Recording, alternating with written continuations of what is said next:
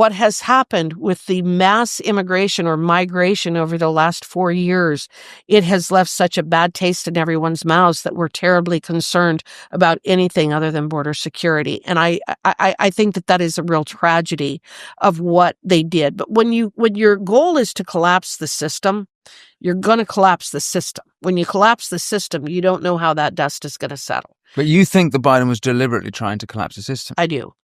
I think that. But come on, he was you really think that? I do, but I don't think it was Biden, and I never did. Huh. Because I've said for years that Biden was suffering from severe cognitive decline. Well, that was obvious. So I don't believe that was Biden. Biden was the vessel. Biden was simply the vessel, and it's why his 4 years were so incredibly dangerous, not only for America, but for the United States, because nobody truly knew who was making the decisions behind the scenes for such things as mass migration. I had Mayorkas in front of me. I told him what a corrupt person I thought that he was, to his face. He's one of the most corrupt. Who's Mayorkas? Mayorkas was the head of Homeland Security, the bald guy. He was the one who did this. He's the one who threw open the doors. He's the one who was funding, censorship apparatuses at universities with the Department of Homeland Security. Do I think he was partially responsible? I do. I don't. But who was behind him and why? What is the purpose? Is really what you're getting to. Why would you want an invasion like this? Why would you want to allow millions of undocumented illegal aliens to come into your country? But we can ask Germany that. We can ask England that. We can ask France that. We can ask the countries that have also done it in the European Union. And I think it in part has to do with the fact that the birth rate is declining. So they're worried about workers being able to produce what they need to produce. I also think it is a form of wrong-headed altruism that is not, that does not exist in reality. That suicidal empathy, maybe. It is. I don't think that they understand. I think that they think they're helping people when really all they're doing is engaging. I said all along, Joe Biden and Mayorkas are the two largest human traffickers in U.S. history, and they are. That's what they did. They were drug smugglers and human traffickers because they were the point of the spear that allowed this catastrophe to happen.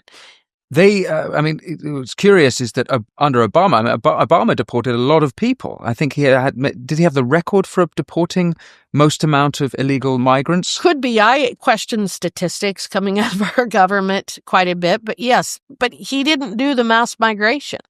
Even under him, he didn't do what Joe Biden did in 4 years. And that's why we're looking at Donald Trump with kind of a shock and awe approach to everything with these executive orders and DOJ and everything.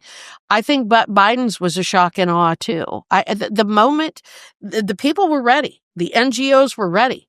They were ready to invade our country. This wasn't a matter of, hey, I got into the country really easy last week. Maybe you ought to start north and you'll get here in 6 months and it's going to be, they were ready to go. Those NGOs were funneling people north to be ready on that border to come in as quickly as they possibly could. And they were coming across in droves. I was down on the border outside of Yuma, Arizona, Eagle Pass, Texas, standing there as a member of Congress with 25 other members of Congress, watching them swim across the river, and the Border Patrol going and picking them up, hauling them in, giving them their meals, getting them all the clothes that they needed. We had an operation on the border that was absolutely mind-blowing in terms of its efficiency of processing illegal aliens. We didn't make the same effort at keeping them out of the country in the first place. There's as you speak, I sort of think about my country as well, and Britain, where we're speaking now. And so we have so many similar problems.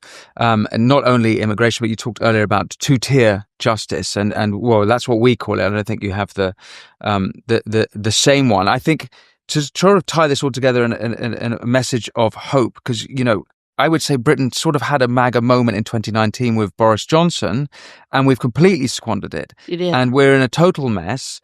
And actually, if you look at polling, I think most Britons don't like Trump or necessarily the MAGA movement. They don't understand these things. And I just wanted an outsider's opinion on what's going on in Britain, if you had any insight, even if it's just from your short time here. Human nature is always going to flourish.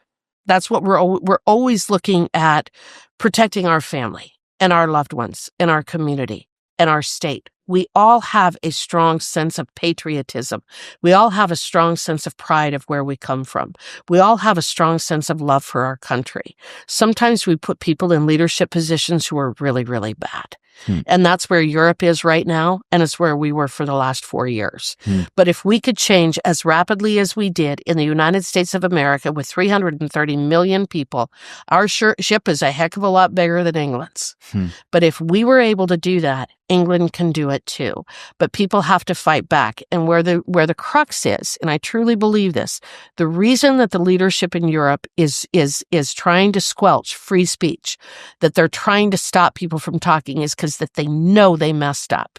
The leadership in France, in Germany, in England, and the European Union, and all of these countries, they know that mass migration was wrong. They're not the ones suffering the consequences. It's the poor people in the communities that are. Yeah. They're not the ones suffering the consequences, but they know it was wrong. And instead of admitting that and being willing to turn directions or correct course, they're saying, now you shut up. You're not going to tell us how wrong it is, and you're not going to tell your neighbors, and you're not going to go down and pray in front of an abortion clinic. We are going to make it so that you cannot speak. But that is so antithetical to the human condition. All of us need to have a voice. Everyone aspires to have a voice, to be able to say, I am free. I am in control of my own destiny. And throughout history, it has always been a very small number of people who changed the course of history. We have to have brave people who are willing to stand up and say, you're not taking my voice. You cannot take my voice. I have the right to speak out at the failed policies that you have foisted upon us. And we have the right to defend ourselves against a rogue government.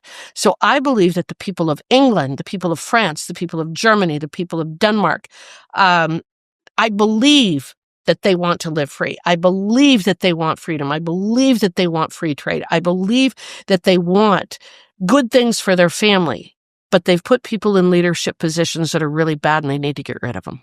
Thanks for watching this clip from The Winston Marshall Show. You can click here to watch the full episode. And for more clips like this one, don't forget to subscribe. And as always, be well.